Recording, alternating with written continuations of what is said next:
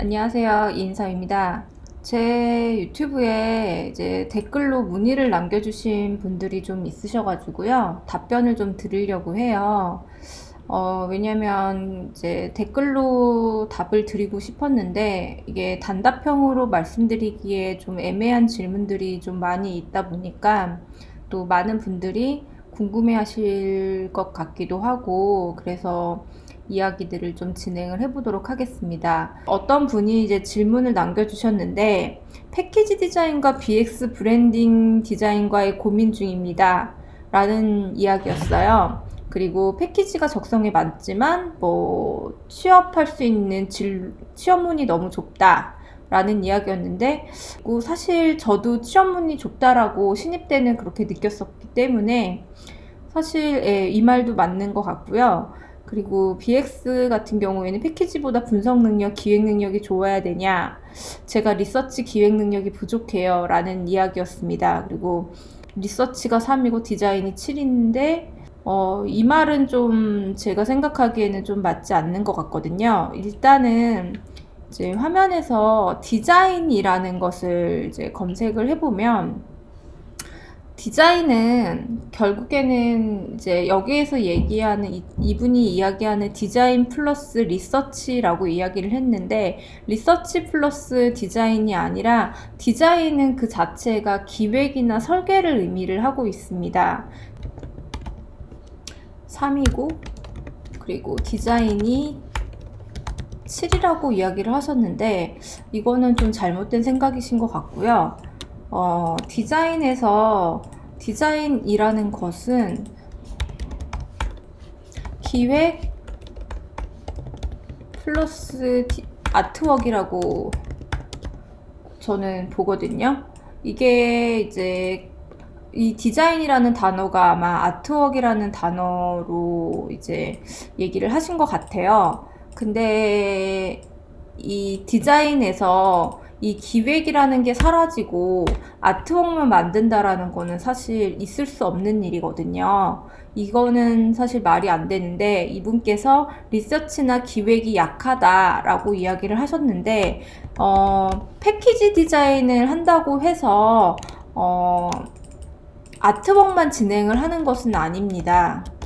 패키지 디자인은 제가 보기에 가장 많은 어떤 기획이나 아이디어 설계 이런 것들이 많이 들어가는 요소들이거든요. 그래서 BX 디자인이 기획이나 분석 능력이 뛰어나야지 할 수 있는 것이 아니냐라고 이렇게 질문을 하셨는데 BX나 여기서 그냥 브랜드라고 이야기를 하겠습니다.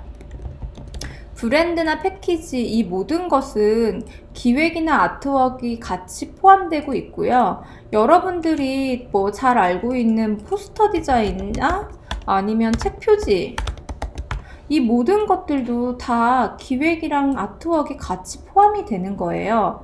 그래서 기획이 만약에 약하시다면 이 부분들을 많은 보완이 필요하실 것 같고 그리고 그 내가 기획하고 아이디어로 표현하려고 하는 것을 비주얼 요소로 표현하는 것까지 학습이 잘 되어야지 된다라고 보고 있습니다.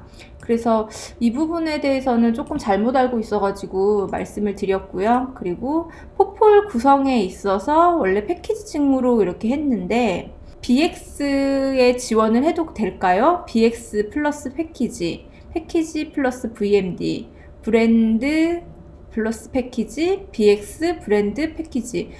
네, 가능하시고요. 네, 어떤 친구도 저한테 이렇게 이야기를 했어요. 뭐냐면, 원래는 저는 패키지 디자인으로 가고 싶었어요. 그래서 패키지 작업을 이렇게 학교에서도 열심히 했고, 그리고 이제 작업물이 이렇게 1, 2, 뭐 이런 식으로 구성이 되어 있어요.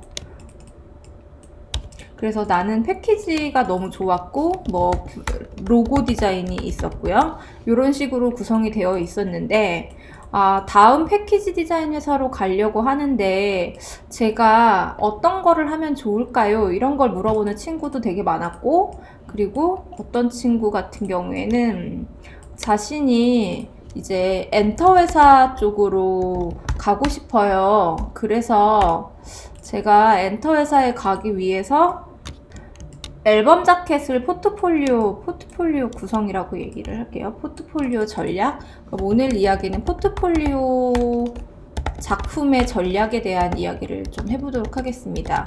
사실은 전략은 없거든요. 하지만 여러분들이 전략이라는 단어를 좋아하시니까 전략이라고 이야기를 하겠습니다. 자, 이 친구가 엔터 회사에 가고 싶어서 앨범 자켓 디자인을 이렇게 계속 했어요. 그리고 뭐 포스터 계속 이렇게만 작업을 했어요.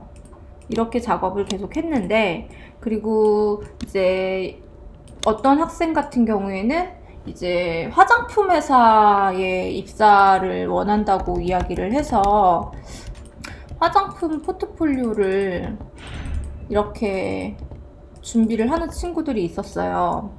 근데 저는 이 포트폴리오의 작품 전략이 이렇게 돼서는 안 된다라고 생각을 하거든요.